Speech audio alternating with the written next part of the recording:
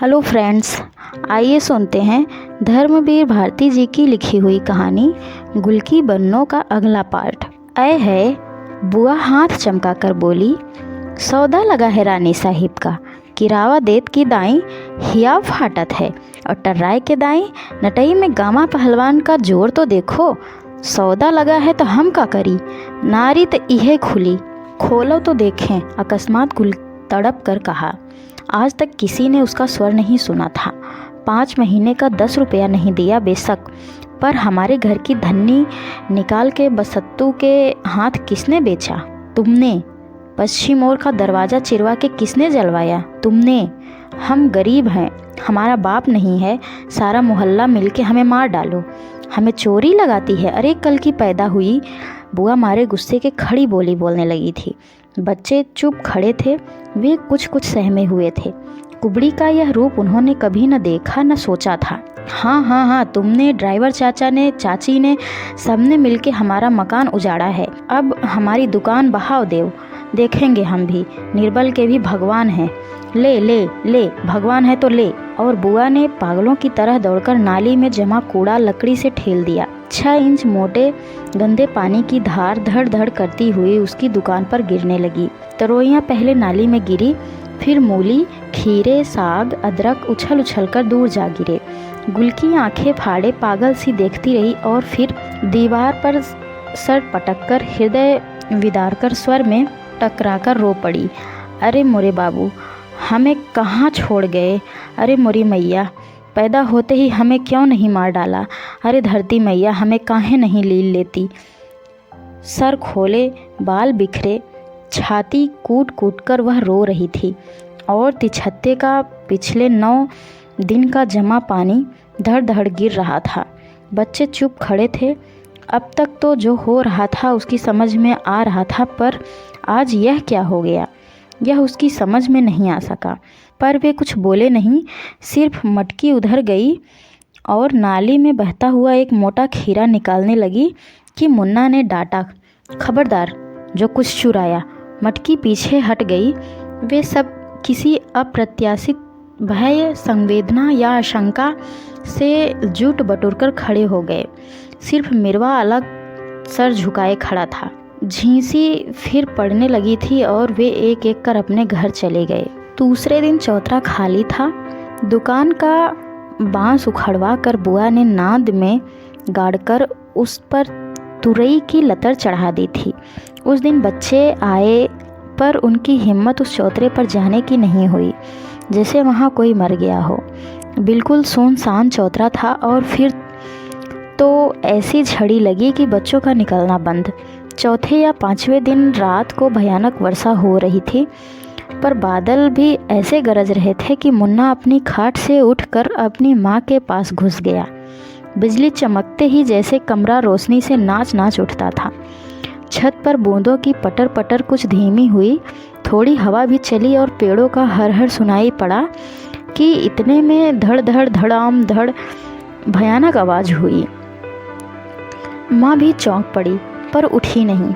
मुन्ना आंखें खोले अंधेरे में ताकने लगा। सहसा लगा मोहल्ले में कुछ लोग बातचीत कर रहे हैं। घेघा बुआ की आवाज़ सुनाई पड़ी, किसका मकान गिरा है रे? गुलकी का।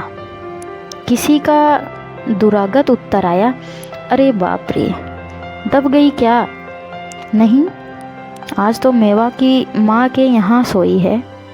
मुन्ना लेटा था और उसके ऊपर अंधेरे में यह सवाल जवाब इधर से उधर और उधर से इधर जा रहे थे। वह फिर कांप उठा, माँ के पास घुस गया और सोते सोते उसने साफ सुना, कुबड़ी फिर उसी तरह रो रही है, गला फाड़कर रो रही है। कौन जाने मुन्ना के ही आंगन में बैठे कर रो रही हो। नींद में वह स्वर कभी दूर कभी पास आता हुआ ऐसा लग रहा था जैसे कुबड़ी मोहल्ले के हर आंगन में जाकर रो रही हो, पर कोई सुन नहीं रहा सिवाय मुन्ना के। बच्चों के मन में कोई बात इतनी गहरी लकीर नहीं बनाती कि उधर से उनका ध्यान हटे ही नहीं। सामने गुलकी थी तो वह एक समस्या थी, पर उसकी दुकान हट गई। फिर वह जाकर साबुन वाली सत्ती के गलियारे में सोने लगी और 2-4 घर से मांग जांच कर खाने लगी। उस गली में दिखती ही नहीं थी। बच्चे भी दूसरे कामों में व्यस्त हो गए।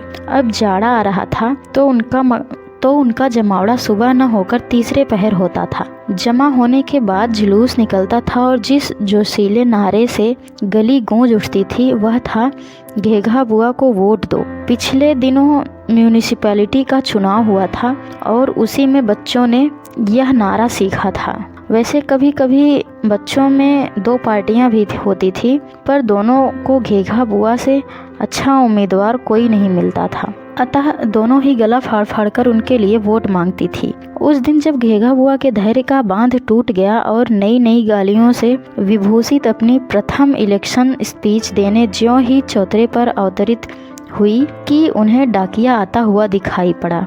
वह अचकचा कर रुक गई। डाकिया के हाथ में एक पोस्ट कार्ड था और वह गुलकी को ढूंढ रहा था। बुआ ने लपक कर पोस्ट कार्ड लिया, एक सांस में पड़ गई। उसकी आंखें मारे अचरज के फैल गई और डाकिया को यह बताकर कि गुलकी सत्ती साबुन वाले के ओसारे में रहती है, वह झट से दौड़ी। निर्मल की माँ ड्राइवर की पत्नी के यहाँ गई। बड़ी देर तक दोनों में सलाह मशविरा होता रहा और अंत में बुआ आई और उसने मेवा को भेजा, जा गुलकी को बुला ला। पर जब मेवा लौटा तो उसके साथ गुलकी नहीं वरन सत्ती साबुन वाली थी और सदा की भांति इस समय भी उसकी कमर में वह काले बेंच का चाकू लटक रहा था, जिससे वह साबुन की टिक्की काटकर दुकानदारों को देती थी। उसने आते ही भौहें सिकोड़कर बुआ को देखा और कड़े स्वर में बोली, क्यों बुलाया है गुलकी को? तुम्हारा 10 रुपया किराया बाकी था, तुमने 25 रुपये का सौदा उजाड़ दिया, अब क्या काम है? अरे राम राम, कैसी किराया बेटी, अंदर आओ अंदर आओ।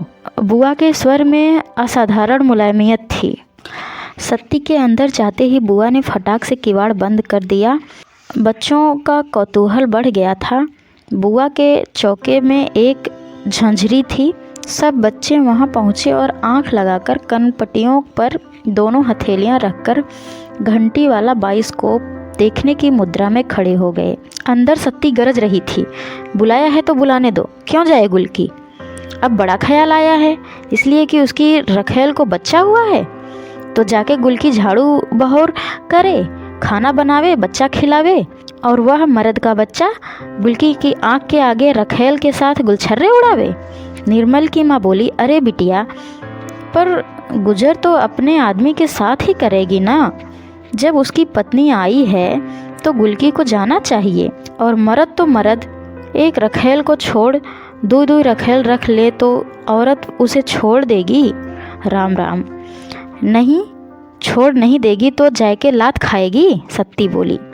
अरे बेटा, बुआ बोली, भगवान रहे ना, तौन मथुरापुरी में कुब्जा दासी के लात मारिन तो ओकर कुबड़ सीधा होई गवा।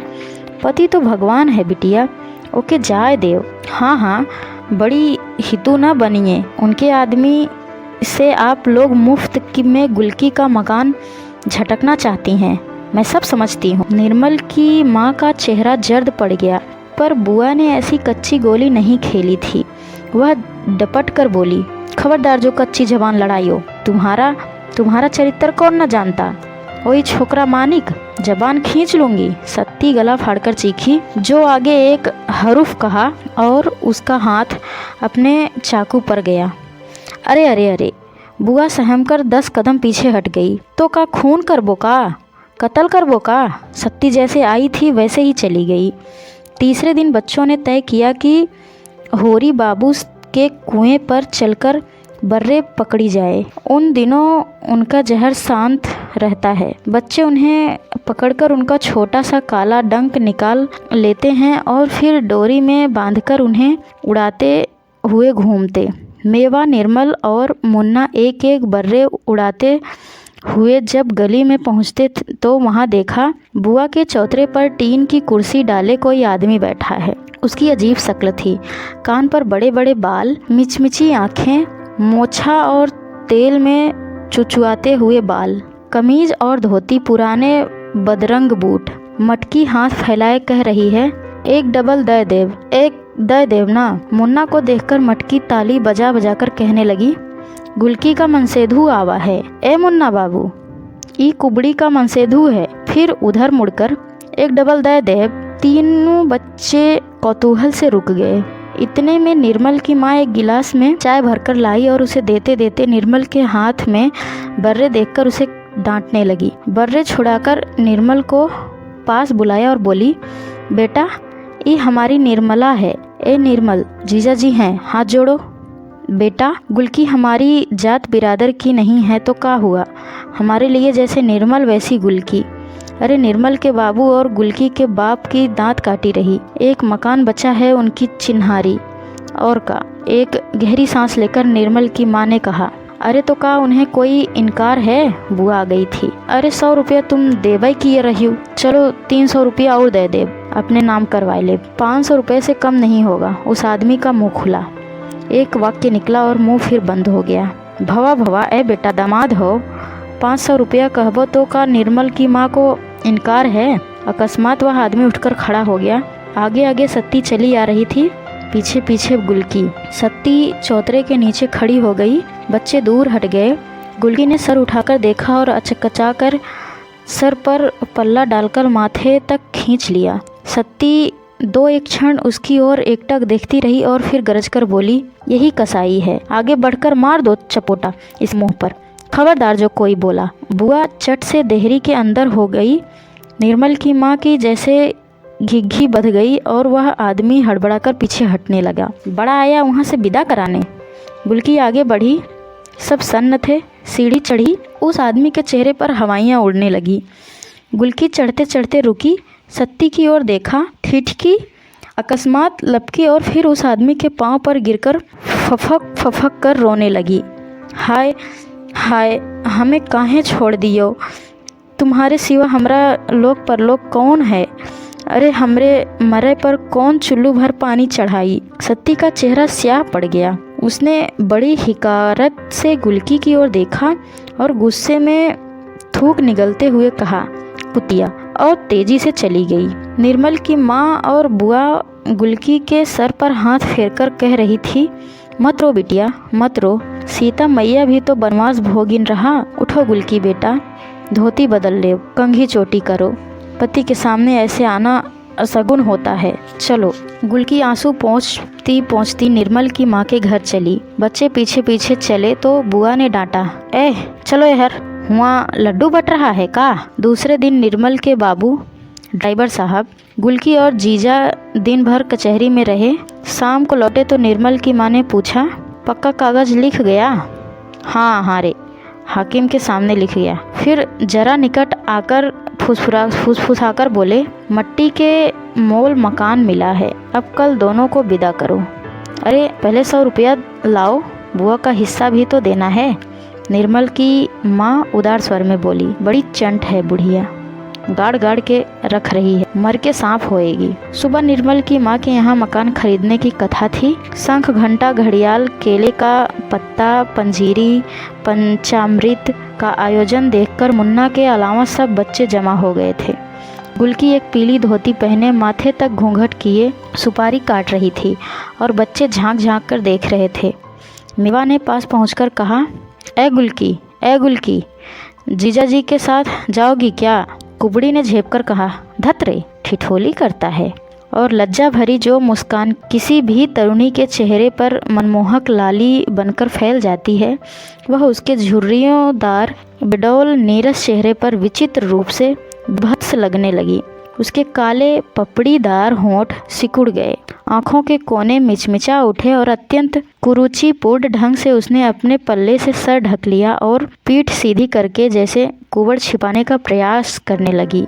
मेवा पास ही बैठ गया। कुबड़ी ने इधर पहले देखा इधर उधर, फिर फुसफुसाकर मेवा से कहा, क्यों रे जीजा जी कैसे लगे तुझे। मेवा ने असमंजस में या संकोच में पड़कर कोई जवाब नहीं दिया। तो जैसे अपने को समझाते हुए गुलकी बोली, कुछ भी होए, है तो अपना ही आदमी, हारे गाढ़े कोई और काम आवेगा, औरत को दबाकर रखना ही चाहिए। फिर थोड़ी देर चुप रहकर बोली, मेवा भैया, सत्ती हमसे नाराज़ है। अपनी सगी बहन क्या करेगी जो सत्ती ने किया हमारे लिए। ये चाची और बुआ तो सब मतलब के साथ ही हैं, हम क्या जानते नहीं। पर भैया अब जो कहो कि हम सत्ती के कहने से अपने मर्द को छोड़ दें, सो नहीं हो सकता। इतने में किसी का छोटा सा बच्चा घुटनों के बल चलते चलते मेवा के पास आकर बैठ गया। गुड़की क्षण भर उसे देखती रही, फिर बोली, पति से हमने अपराध किया तो भगवान ने बच्चा छीन लिया, अब भगवान हमें क्षमा कर देंगे। फिर कुछ क्षण के लिए चुप हो गई। क्षमा करेंगे तो दूसरी संतान देंगे।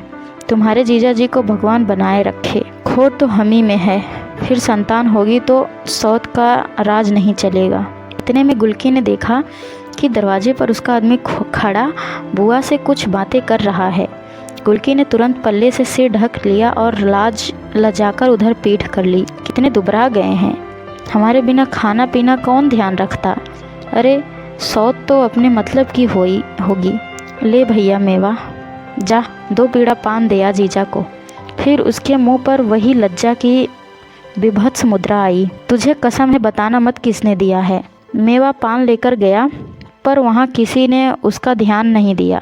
वह आदमी बुआ से कह रहा था, इसे ले तो जा रहे हैं पर इतना कह देते हैं, अब भी समझा दो उसे, रहना हो तो दासी बनकर रहे, न दूध की न पूत की, हमारे कौन काम की। पर हाँ, औरतिया की सेवा करे, उसका बच्चा खिलावे, झाड़ू बुहारी करे तो 2 रोटी खाए पड़ी रहे, पर कभी उसे जबान लड़ाई तो खैर नहीं। हमारा हाथ बड़ा जालिम है, एक बार कोबड़ निकला तो अगली बार प्राण ही निकलेगा। क्यों नहीं बेटा, क्यों नहीं, बुआ बोली, और उन्होंने मेवा के हाथ से पान लेकर अपने मुंह में दबा लिए। करीब 3 बजे इक्का लाने के लिए निर्मल की माँ ने मेवा को भेजा। कथा की भीड़ भाड़ से उनका मूड पिराने लगा था, अतः अकेली गुलकी सारी तैयारियां कर रही थी। मटकी कोने में खड़ी थी, मिरवा और झबरी बाहर गुमसुम बैठे थे।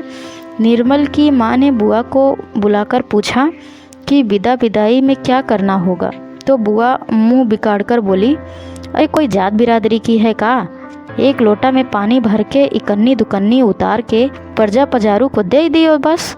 और फिर बुआ शाम की तैयारी में लग गई। इक्का आते ही जैसे झबरी पागल सी इधर उधर दौड़ने लगी। उसे जाने कैसे आभास हो गया कि गुलकी जा रही है सदा के लिए। मेवा ने अपने छोटे छोटे हाथों से बड़ी बड़ी गठरियाँ रखी। मटकी और मिरवा चुपचाप आकर इक्के के पास खड़े हो गए। सिर झुकाए पत्थर सी चुप गुलकी निकली।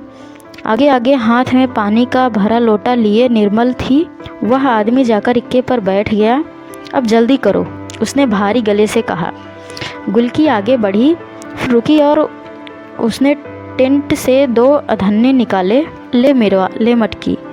मटकी जो हमेशा हाथ फैलाए रहती थी, इस समय जाने कैसा संकोच उसे आ गया कि वह हाथ नीचे कर दीवार से सटकर खड़ी हो गई और सिर हिलाकर बोली, नहीं नहीं बेटा, ले लो। गुलकी ने चुप पुचकार कर कहा। मिरवा मटकी ने पैसा ले लिया और मिरवा बोला, छलाम गुलकी, ए आदमी छलाम। अब क्या गाड़ी छोड़नी है। वह फिर भारी गले से बोला, ठहरो बेटा, कहीं ऐसे दामाद की विदाई होती है। सहसा एक बिल्कुल अजनबी किंतु अत्यंत मोटा स्वर सुनाई पड़ा। बच्चों ने अजरत से देखा। मुन्ना की माँ चली आ रही है। हम तो मुन्ना का आसरा देख रहे थे कि स्कूल से आ जाए, उसे नाश्ता करा लें तो आए, पर इक्का आ गया तो हमने समझा अब तू चली। अरे निर्मल की माँ, कहीं ऐसे बेटी की विदाई होती है। लाओ जरा रोली घोलो जल्दी से, चावल लाओ और सिंदूर भी ले आना। निर्मल बेटा, तुम बेटा उतर आओ इक्के से। निर्मल की माँ का चेहरा स्याह पड़ रख गया था। बोली, जितना हमसे बन पड़ा किया, किसी को दौलत का घमंड थोड़े ही दिखाना था। नहीं बहन, तुमने तो किया, पर मोहल्ले की बिटिया तो सारे मोहल्ले की बिटिया होती है ना, हमारा भी तो फर्ज था। अरे बाप माँ बाप नहीं है तो मोहल्ला तो है। आओ बेटा। और उन्होंने टीका करके आंचल के नीचे छिपाए हुए कुछ कपड़े और एक नारियल उसकी गोद में डालकर उसे चिपका लिया। गुलकी जो अभी तक पत्थर सी चुप थी, सहसा फूट पड़ी, जैसे वह मायके से जा रही है। मायके से अपनी माँ को छोड़कर, छोटे छोटे भाई बहनों को छोड़कर, और वह अपने कर्कश फटे हुए गले से विचित्र स्वर में रो पड़ी। ले चुप हो जा, तेरा भाई भी आ गया। वह बोली, मुन्ना बस्ता लटकाए स्कूल से चला आ रहा था। कुबड़ी को अपनी माँ के कंधे पर सर रखकर रोते देखकर वह बिल्कुल हतप्रभ सा खड़ा हो गया। आओ बेटा, गुल्की जा रही है ना आज? दीदी है ना, बड़ी बहन है, चल पाँव छू ले, आ इधर, माँ ने फिर कहा। पर माँ की बात एक क्षण में उसके मन में जैसे एक पूरा पहिया घूम गया और वह गुल्की की ओर बढ़ा। गुल्की ने दौड़कर उसे चिपका लिया और फूट पड़ी। हाय मेरे भैया, अब हम जा रहे हैं, अब किससे लड़ोगे मुन्ना भैया? अरे मेरे बीरन, अब किससे लड़ोगे? मुन्ना को लगा जैसे उसकी छोटी छोटी पसलियों में एक बहुत सा आंसू जमा हो गया और अब छलकने ही वाला है। इतने में उस आदमी ने फिर आवाज़ दी और गुल्की कराकर मुन्ना की माँ का सहारा लेकर इक्के पर बैठ गई। इक्का खड़खड़ कर चल पड़ा। मुन्ना की माँ मुड़ी की बुआ ने व्यंग किया। एक आध गाना भी विदाई का गाए जाओ बहन, गुल्की बन्नो ससुराल जा रही है। मुन्ना की माँ ने कुछ जवाब नहीं दिया। मुन्ना से बोली, जल्दी घर आना बेटा, नाश्ता रखा है। पर पागल मेरवा ने, जो बम्बे पर पाँव लटकाए बैठा था, जाने क्या सोचा कि वह सचमुच गला फाड़कर गाने लगा। बन्नो डाले दुपट्टा का पल्ला, मोहल्ले से चली गई राम। यह उस मोहल्ले में हर लड़की की विदाई पर गाया जाता था। बुआ ने घुड़का तब भी वह चुप नहीं हुआ, उल्टे मटकी बोली, काहे न गावे, गुल्की ने पैसा दिया है।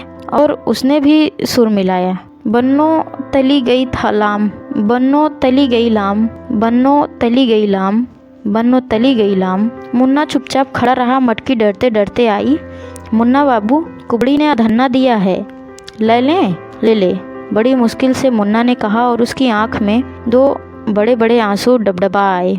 उन्हीं आंसुओं की झिलमिली में कोशिश करके मुन्ना ने जाते हुए इक्के की ओर देखा। गुल्की आंसू पोंछते हुए पर्दा उठाकर सबको मुड़ मुड़ कर देख रही थी। मोड़ पर एक धचके से इनका इक्का मुड़ा और फिर अदृश्य हो गया। सिर्फ झबरी सड़क तक इक्के के साथ गई और फिर लौट आई।